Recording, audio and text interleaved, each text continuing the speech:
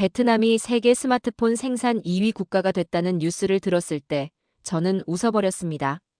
전쟁의 폐허에서 쌀도 제대로 못 먹던 나라가 첨단 기술 강국이 됐다고요? 더 황당한 건 그 뒤에 한국이 있다는 거였어요.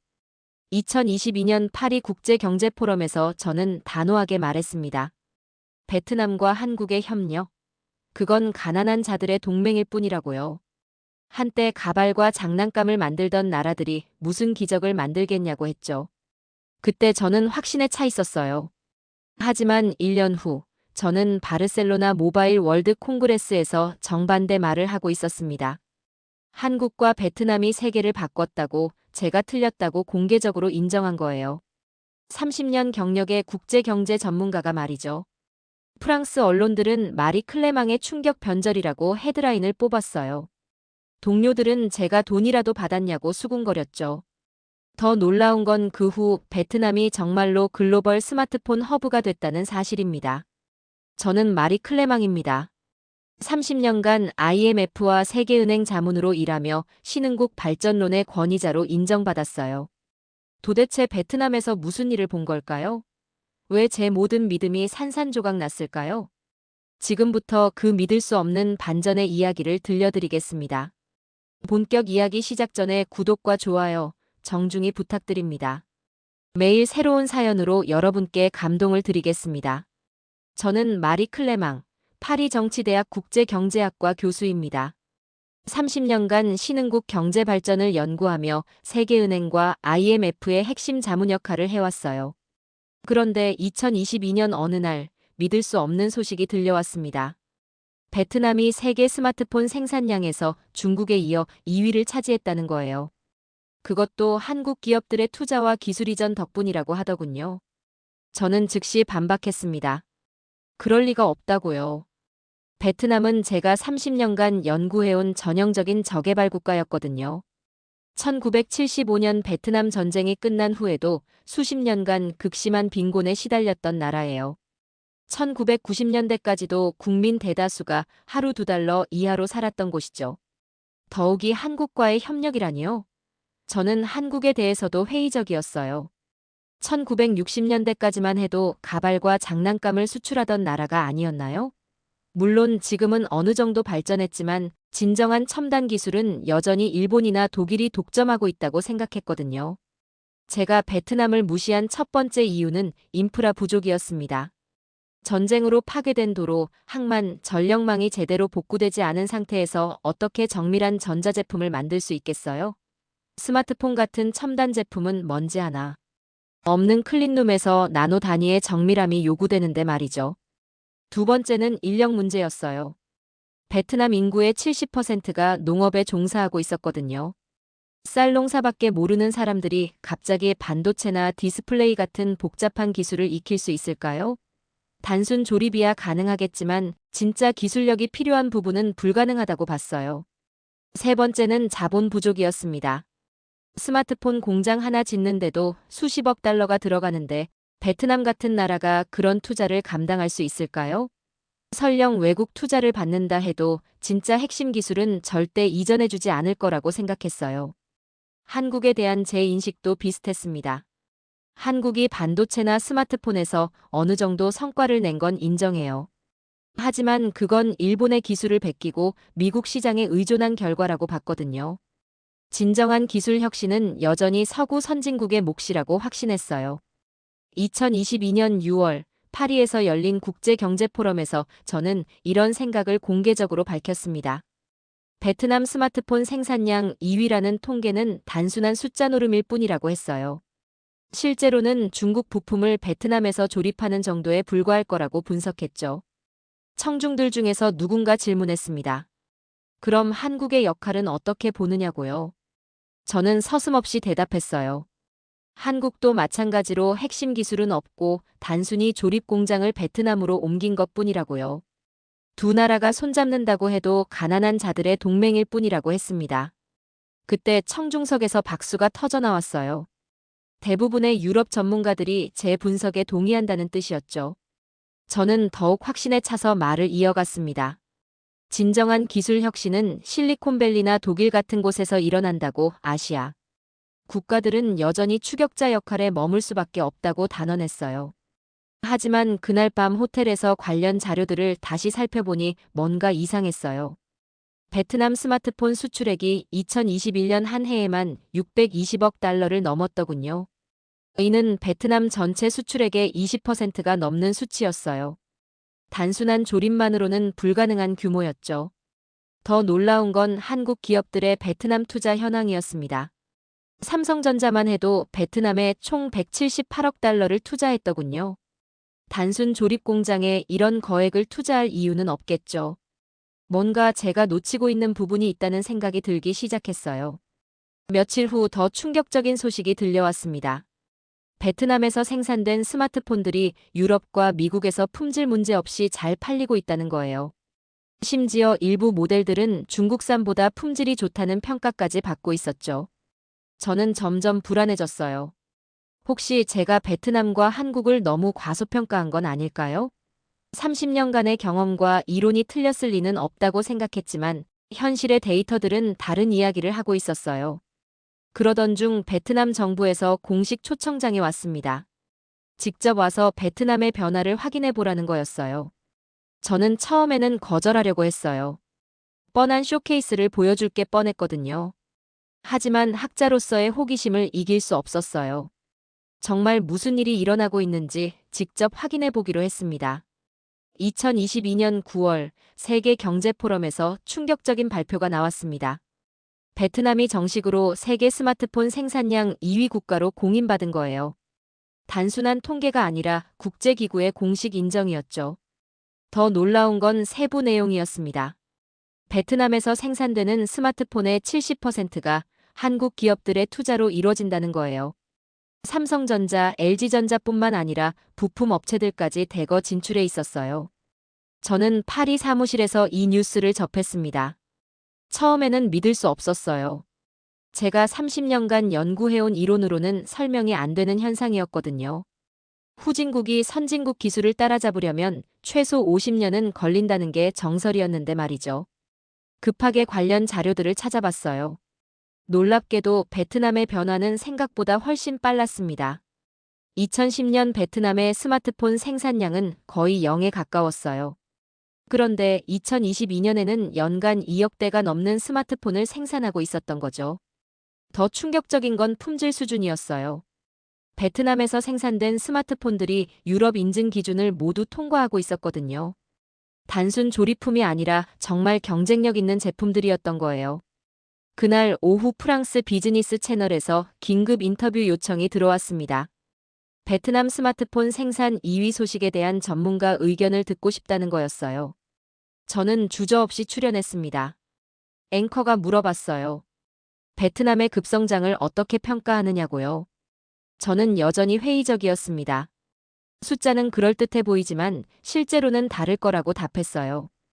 아마도 중국 부품을 베트남에서 조립하는 수준일 뿐이라고 분석했죠. 또 다른 질문이 이어졌어요. 한국의 역할은 어떻게 보느냐고요. 저는 한국 역시 일본 기술에 의존하고 있다고 답했습니다. 진정한 혁신은 여전히 서구에서 일어나고 있다고 강조했어요. 하지만 인터뷰를 마치고 나니 뭔가 석연치 않았어요. 제 말에 확신이 부족했다는 걸 스스로도 느꼈거든요. 30년간 쌓아온 이론이 흔들리고 있다는 불안감이 몰려왔어요. 그날 밤 더 자세히 조사해봤습니다. 베트남 스마트폰 산업의 성장 그래프를 보니 정말 놀라웠어요. 2015년부터 급격한 상승세를 보이더니 2020년 이후로는 거의 수직 상승했거든요.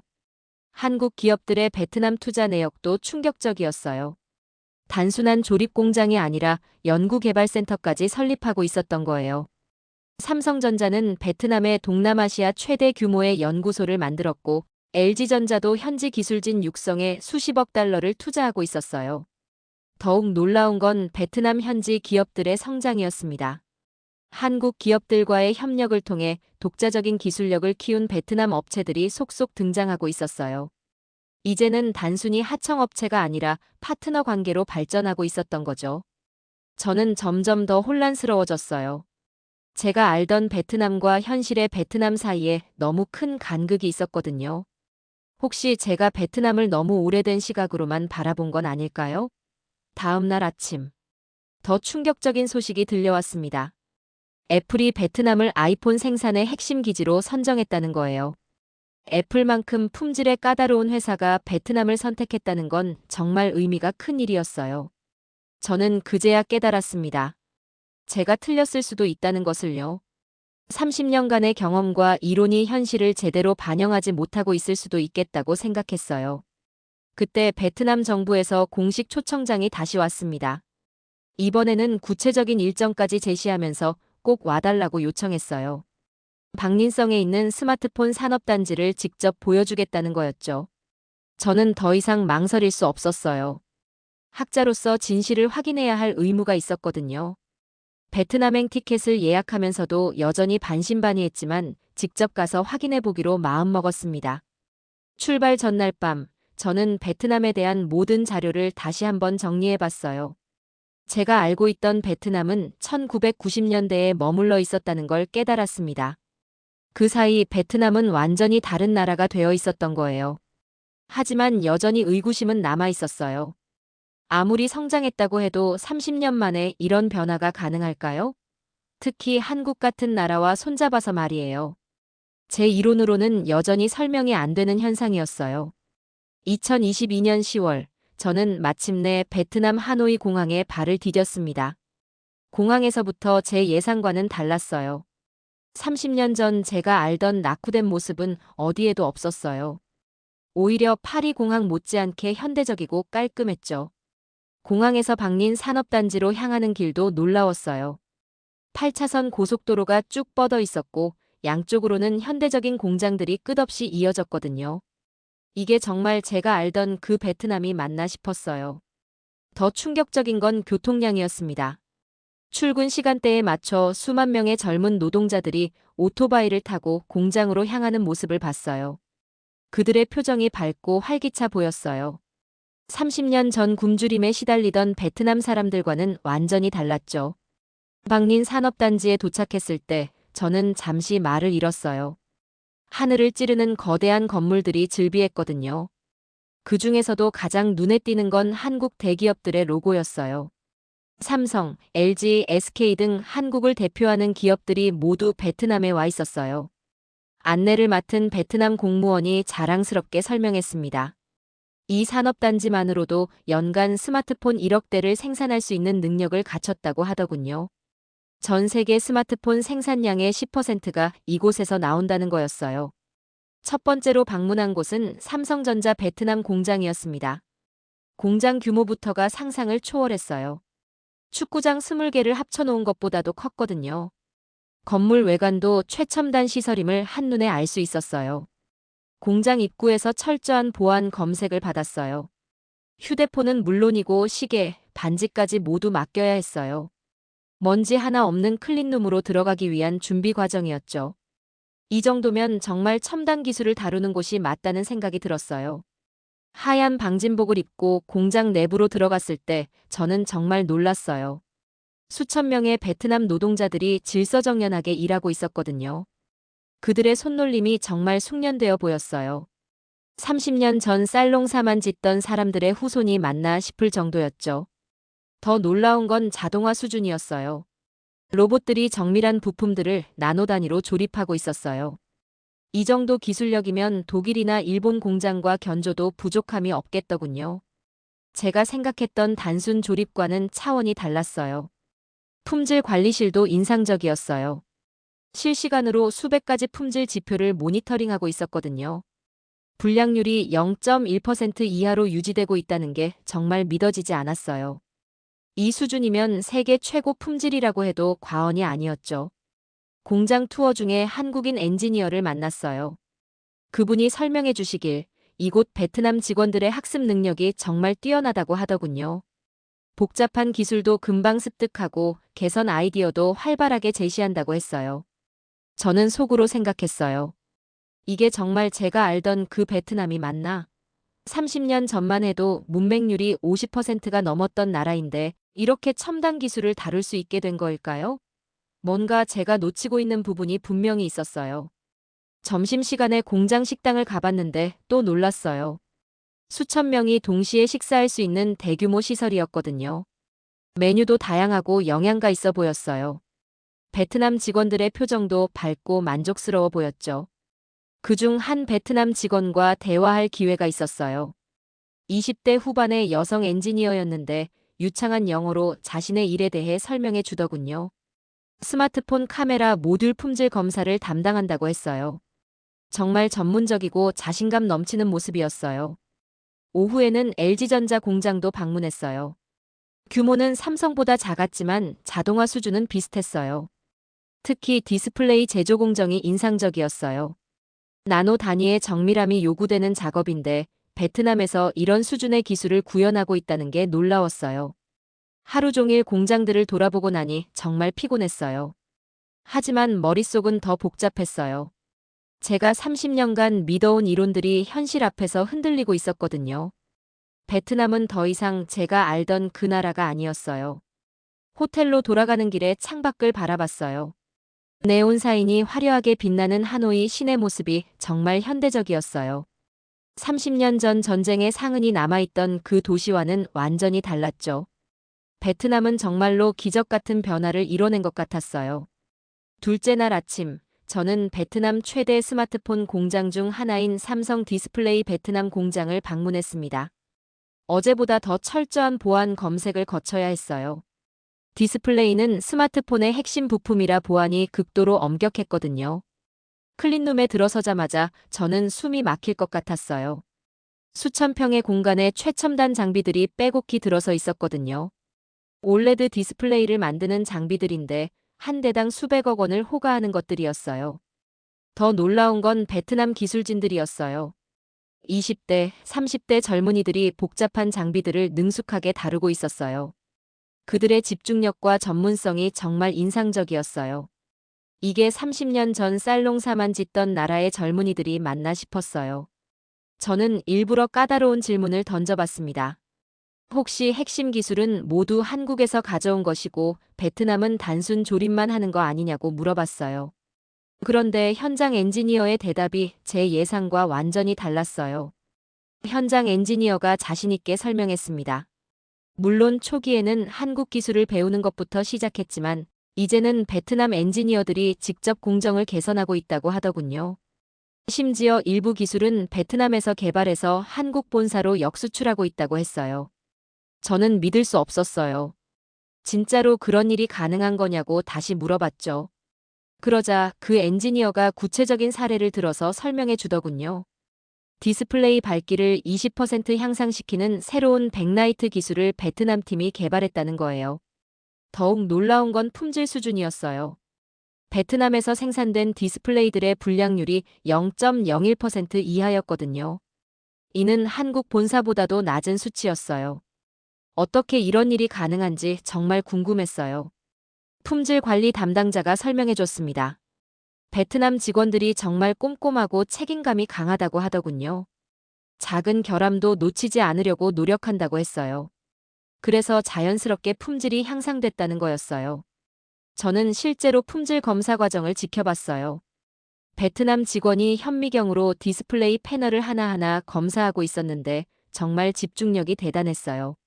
머리카락 굵기의 100분의 1도 안 되는 미세한 결함까지 찾아내더군요. 그때 저는 깨달았어요. 이건 단순한 기술 이전이 아니라는 것을요. 베트남 사람들이 진짜로 기술을 자신의 것으로 만들어가고 있었던 거예요. 그들의 열정과 노력이 한국 기술과 만나 시너지를 만들어내고 있었어요. 점심시간에 베트남 엔지니어 몇 명과 대화할 기회가 있었어요. 그들 대부분이 대학에서 전자공학이나 화학공학을 전공했다고 하더군요. 베트남 정부가 2000년대부터 과학기술 교육에 집중 투자한 결과라고 했어요. 한 엔지니어가 인상적인 말을 했어요. 자신의 부모님은 전쟁 때 학교도 제대로 못 다녔지만 자녀들만큼은 최고의 교육을 받게 하려고 희생했다고 하더군요. 그 덕분에 지금 첨단 기술을 다룰 수 있게 됐다는 거였어요. 오후에는 한국과 베트남이 공동으로 운영하는 연구개발센터를 방문했어요. 여기서 더 큰 충격을 받았어요. 베트남 연구원들이 한국 연구원들과 대등하게 토론하며 새로운 기술을 개발하고 있었거든요. 특히 인상적이었던 건 차세대 폴더블 디스플레이 개발 프로젝트였어요. 한국과 베트남 연구진이 함께 참여하고 있었는데 베트남 연구원들의 아이디어가 정말 창의적이었어요. 이제는 일방적인 기술 전수가 아니라 진짜 협력 관계가 된 거죠. 연구소장이 설명해줬습니다. 베트남 연구진들의 강점은 실용적인 접근법이라고 하더군요. 복잡한 이론보다는 실제 문제를 해결하는 데 집중하는 경향이 있다고 했어요. 그래서 한국 연구진과 상호 보완적인 관계를 이루고 있다는 거였어요.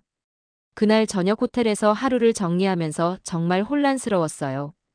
제가 30년간 믿어온 개발 경제학 이론으로는 설명이 안 되는 현상들을 목격한 거거든요. 베트남이 이렇게 빠른 시간 안에 기술 선진국이 될 수 있었던 비결이 뭘까요? 다시 자료들을 찾아봤어요. 베트남 정부가 1980년대부터 도이머이 개혁 정책을 통해 경제 개방을 시작했다는 걸 알았어요. 그리고 2000년대부터는 교육과 기술 개발에 국가 예산의 상당 부분을 투자했다는 것도 확인했어요. 더 중요한 건 베트남 사람들의 의식 변화였어요. 과거의 가난을 되풀이하지 않겠다는 강한 의지가 있었던 거예요. 그래서 새로운 기술을 배우고 발전시키는데 남다른 열정을 보인 것 같았어요. 한국의 역할도 단순한 투자자가 아니었어요. 진정한 파트너로서 기술과 노하우를 아낌없이 전수했던 거죠. 그 과정에서 베트남도 한국에게 새로운 아이디어와 관점을 제공했고요. 저는 그날 밤 정말 많은 생각을 했어요. 제가 베트남과 한국에 대해 가지고 있던 편견들이 얼마나 잘못된 것이었는지 깨달았거든요. 두 나라는 정말로 놀라운 변화와 성장을 이뤄내고 있었어요. 하지만 아직도 의문이 남았어요. 정말로 베트남이 한국과 함께 글로벌 스마트폰 시장을 리드할 수 있을까요? 중국이나 미국 같은 기술 강국들과 경쟁할 수 있을까요? 내일은 더 구체적인 답을 찾아보기로 했어요. 셋째 날은 베트남 현지 기업들을 방문하는 일정이었습니다. 한국 기업만 보면 편향된 시각을 가질 수 있으니 베트남 고유 기업들의 현실을 직접 확인해 보라는 취지였어요. 첫 번째로 방문한 곳은 빈그룹 산하의 빈스마트였어요. 베트남 자체 브랜드 스마트폰을 개발하는 회사였죠. 솔직히 기대하지 않았어요. 베트남 자체 기술로 만든 스마트폰이 과연 경쟁력이 있을까 싶었거든요. 하지만 빈스마트 본사에 들어서자마자 생각이 바뀌기 시작했어요. 사무실 분위기가 실리콘밸리 스타트업 못지않게 역동적이었거든요. 젊은 베트남 개발자들이 열정적으로 토론하며 새로운 아이디어를 내놓고 있었어요. 대표이사가 회사 소개를 해줬는데 정말 놀라웠어요. 빈스마트가 개발한 스마트폰이 베트남 내수 시장에서 30% 점유율을 차지하고 있다는 거예요. 심지어 동남아시아 다른 국가들로도 수출하고 있다고 했어요. 더 놀라운 건 그들의 기술력이었어요. 인공지능 기반 카메라 시스템을 자체 개발했다는 거예요. 베트남 사람들의 얼굴 특성에 최적화된 촬영 알고리즘을 만들었다고 하더군요. 이건 글로벌 브랜드들도 하지 못한 차별화였어요. 실제로 시연을 봤는데 정말 인상적이었어요. 베트남 사람들의 피부톤과 얼굴 구조에 맞춰 자동으로 보정해주는 기능이 있었거든요. 단순히 외국 기술을 복사한 게 아니라 현지 특성을 반영한 독창적인 기술이었어요. 제품 품질도 예상보다 훨씬 좋았어요.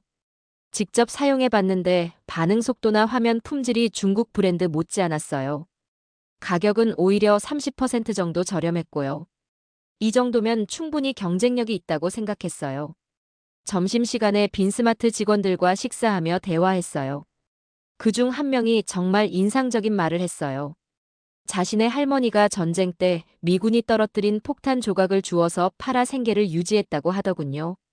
지금은 그 손자가 스마트폰을 개발하고 있다는 거였어요. 그 직원이 계속 말했어요. 베트남 사람들에게는 특별한 의미가 있다고 하더군요. 과거에는 외국 제품만 써야 했지만 이제는 자신들이 만든 제품을 쓸 수 있게 됐다는 자부심이 있다는 거예요. 오후에는 베트남 부품 제조업체들을 방문했어요. 카메라 모듈, 배터리, 반도체 패키징 등 다양한 부품을 생산하는 회사들이었죠. 이 회사들도 모두 한국 기업들과의 협력을 통해 성장했다고 했어요. 한 배터리 제조업체에서 정말 놀라운 이야기를 들었어요. 처음에는 한국 기업의 하청업체로 시작했는데 이제는 독자적인 기술을 개발해서 유럽으로 수출하고 있다는 거예요. 심지어 일부 기술은 한국 파트너사보다 앞서 있다고 하더군요. 공장 투어를 하면서 베트남 기술진들의 수준에 다시 한번 놀랐어요. 복잡한 화학 공정을 정확히 이해하고 개선 방안을 제시하고 있었거든요. 이런 수준이면 정말로 기술 독립이 가능하겠다는 생각이 들었어요. 마지막으로 방문한 곳은 베트남 국가대학교 기술연구소였어요. 여기서 베트남의 미래를 엿볼 수 있었어요. 20대 초반의 대학원생들이 차세대 스마트폰 기술을 연구하고 있었거든요. 그 중에서도 가장 인상적이었던 건 투명 디스플레이 기술이었어요. 베트남 학생들이 한국 교수와 함께 개발하고 있는 프로젝트였는데 정말 미래지향적이었어요. 이런 기술이 상용화되면 스마트폰의 패러다임이 완전히 바뀔 거라고 생각했어요. 연구소 교수가 설명해줬습니다. 베트남 학생들의 가장 큰 장점은 포기하지 않는 끈기라고 하더군요. 아무리 어려운 문제가 나와도 밤새워서라도 해결하려고 한다는 거예요. 그래서 한국 교수들도 베트남 학생들과 함께 연구하는 걸 선호한다고 했어요. 그날 저녁 호텔에서 정말 많은 생각을 했어요. 베트남이 단순히 한국 기업의 생산 기지가 아니라는 걸 확실히 깨달았거든요. 베트남은 독자적인 기술력과 브랜드를 가진 진정한 파트너가 되어 있었어요. 더 놀라운 건 베트남 사람들의 마음가짐이었어요. 단순히 경제적 성공을 추구하는 게 아니라 자신들의 역사와 문화를 바탕으로 한 독창적인 발전을 추구하고 있었거든요. 저는 그제야 제 편견이 얼마나 잘못된 것이었는지 인정할 수밖에 없었어요. 베트남과 한국의 협력은 정말로 윈윈하는 관계였어요. 서로에게서 배우고 성장하는 진정한 파트너십이었던 거죠. 하지만 아직도 한 가지 궁금한 게 있었어요. 과연 이런 성장이 지속 가능할까요? 글로벌 경쟁이 더욱 치열해지는 상황에서 베트남과 한국이 계속 협력하며 발전할 수 있을까요? 마지막 날에는 이런 미래에 대한 답을 찾아보려고 했어요. 마지막 날, 저는 베트남 기술력의 진짜 수준을 확인해 보고 싶었어요. 그래서 직접 품질 테스트를 제안했습니다. 베트남에서 생산된 스마트폰이 정말로 글로벌 경쟁력이 있는지 까다롭게 검증해 보겠다고 했어요. 베트남 측에서는 흔쾌히 동의했어요. 오히려 자신 있는 표정으로 어떤 테스트든 해보라고 하더군요. 저는 30년간 국제기구에서 쌓은 경험을 바탕으로 정말 까다로운 테스트를 준비했어요. 첫 번째 테스트는 내구성 시험이었습니다. 베트남산 스마트폰을 1m 높이에서 바닥에 떨어뜨려 봤어요. 일반적으로는 화면이 깨지거나 고장이 나게 마련인데 놀랍게도 아무 이상이 없었어요. 더 극한 테스트를 해봤어요. 물속에 30분간 담가뒀는데도 정상 작동했어요. 방진방수 기능이 정말 완벽하게 구현되어 있었던 거예요. 이 정도면 아이폰이나 갤럭시와 견줘도 전혀 부족함이 없었어요. 두 번째는 성능 테스트였어요. 고사양 게임을 연속으로 3시간 돌려봤는데 발열이나 속도 저하 없이 안정적으로 작동했어요. 프로세서와 메모리 성능이 정말 뛰어났거든요. 베트남 기술진들이 하드웨어 최적화를 정말 잘 해놓았더군요. 가장 까다로운 세 번째 테스트는 카메라 화질 비교였어요. 같은 조건에서 베트남산 스마트폰과 프리미엄 브랜드 제품들을 비교 촬영해봤어요. 결과가 정말 놀라웠어요. 화질이나 색감에서 전혀 뒤지지 않았거든요. 특히 인상적이었던 건 야간 촬영 성능이었어요. 어두운 곳에서도 노이즈 없이 선명한 사진을 찍더군요. 이건 정말 고난도 기술이거든요. 베트남이 이런 수준의 이미지 센서 기술을 보유하고 있다는 게 믿어지지 않았어요. 테스트 결과를 확인하면서 저는 정말 충격받았어요. 베트남산 스마트폰이 모든 항목에서 글로벌 프리미엄 브랜드와 동등하거나 더 나은 성능을 보인 거예요. 이제는 정말로 브랜드 차이만 남은 것 같았어요. 그때 한국 엔지니어가 인상적인 말을 했어요. 기술은 단순히 합격선을 넘는 게 목표가 아니라고 하더군요. 사용자가 진정으로 안심하고 쓸 수 있는 수준까지 가야 한다는 거였어요. 그래서 베트남과 함께 더 높은 기준을 추구하고 있다고 했어요. 저는 그 말에 깊이 공감했어요. 합격과 안심은 정말로 다른 개념이었어요. 단순히 테스트를 통과하는 것과 실제 사용자가 만족하는 것은 차원이 다른 문제였거든요. 베트남과 한국이 추구하는 건 바로 후자였던 거죠. 오후에는 베트남 공장의 품질 관리 시스템을 자세히 살펴봤어요. 정말 체계적이고 엄격했어요. 한국 기업들의 노하우와 베트남 직원들의 꼼꼼함이 결합돼서 완벽한 시스템을 만들어낸 것 같았어요. 특히 인상적이었던 건 불량품 분석 과정이었어요. 아주 작은 결함이라도 발견되면 원인을 철저히 분석해서 재발을 방지하는 시스템이 구축되어 있었어요. 이런 지속적인 개선 노력이 높은 품질을 유지하는 비결인 것 같았어요. 저는 베트남 품질 관리 책임자에게 물어봤어요. 어떻게 이런 높은 품질을 유지할 수 있느냐고요. 그분의 대답이 정말 인상적이었어요.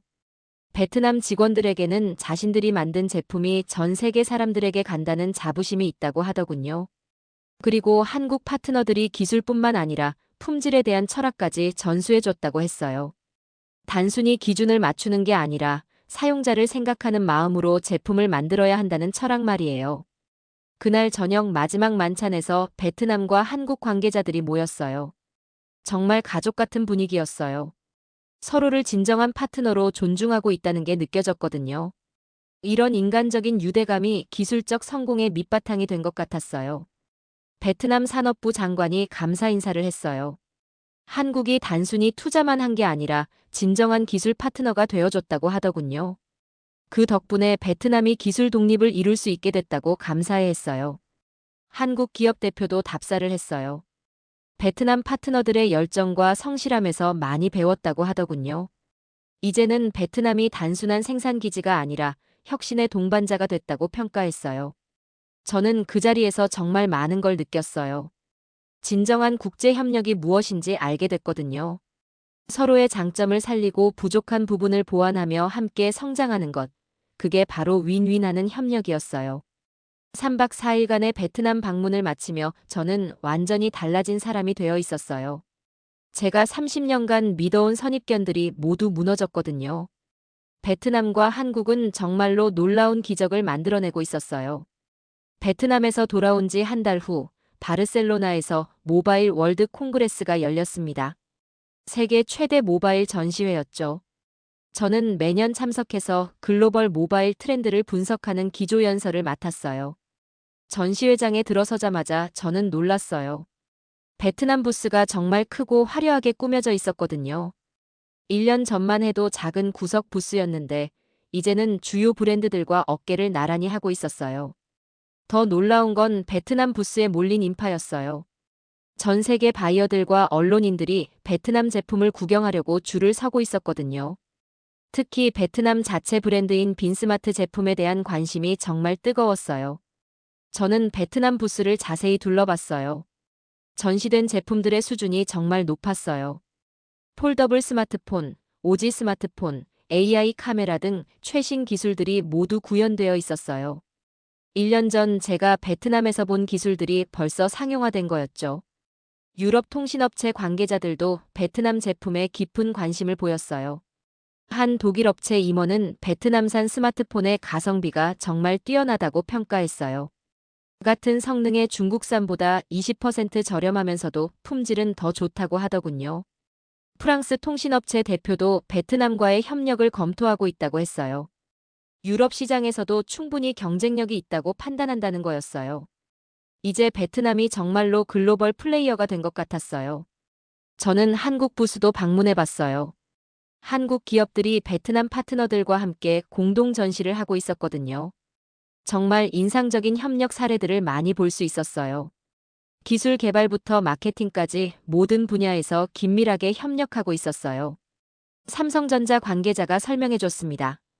베트남이 이제는 단순한 생산 기지가 아니라 혁신 파트너가 됐다고 하더군요. 베트남에서 개발된 기술들이 한국은 물론 전 세계로 확산되고 있다고 했어요. 그날 오후 제 기조연설 시간이 됐어요. 강연장에는 전 세계에서 온 업계 관계자 3,000명이 모여 있었어요. 저는 마이크 앞에 서서 한참을 망설였어요. 1년 전 제 주장과 완전히 반대되는 이야기를 해야 했거든요. 저는 솔직하게 시작했어요. 1년 전 파리에서 베트남과 한국의 협력을 가난한 자들의 동맹이라고 폄하했다고 고백했어요. 하지만 직접 베트남을 방문한 후 제 생각이 완전히 바뀌었다고 인정했어요. 청중들이 웅성거리기 시작했어요. 마리 클레망이 자신의 이론을 부정하다니 정말 뜻밖의 일이었거든요. 저는 계속해서 설명했어요. 베트남에서 본 현실이 제 모든 이론을 뒤집었다고 솔직하게 털어놓았어요. 베트남과 한국의 협력이 단순한 경제적 거래가 아니라는 점을 강조했어요.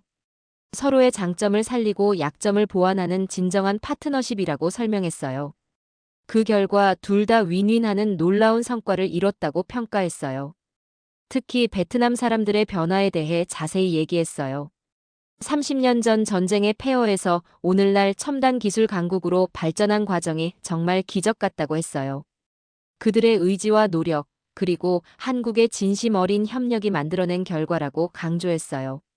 청중들의 반응이 뜨거웠어요. 특히 베트남과 한국 관계자들은 정말 감격해했어요. 유럽 최고 권위자가 자신들의 성과를 인정해 준 거니까요. 박수가 5분 넘게 계속됐어요. 질의응답 시간에 한 기자가 물어봤어요. 그럼 앞으로 글로벌 모바일 시장의 주도권이 어디로 갈 거라고 보느냐고요. 저는 주저없이 대답했어요. 아시아, 특히 한국과 베트남의 협력 모델이 새로운 기준이 될 거라고요. 다른 기자가 추가 질문을 했어요. 유럽이나 미국은 어떻게 대응해야 하느냐고요. 저는 솔직하게 말했어요.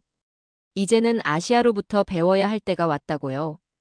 특히 진정한 국제협력이 무엇인지 한국과 베트남에게서 배워야 한다고 했어요. 마지막 질문이 인상적이었어요. 30년 경력의 권위자가 이렇게 입장을 바꾸는 게 쉽지 않았을 텐데 무엇이 가장 큰 변화의 동력이었느냐고 물어봤거든요. 저는 잠시 생각한 후 대답했어요. 현실을 직시하는 용기라고 했어요. 아무리 오래된 이론이라도 현실에 맞지 않으면 바꿔야 한다고요. 학자로서 진실을 추구하는 것이 체면이나 권위보다 중요하다고 강조했어요. 그날 저녁 바르셀로나의 한 레스토랑에서 베트남과 한국 관계자들과 함께 만찬을 했어요. 정말 따뜻하고 감동적인 시간이었어요. 제가 공개적으로 잘못을 인정하고 사과한 것에 대해 깊이 감사해 했거든요. 베트남 산업부 차관이 말했어요.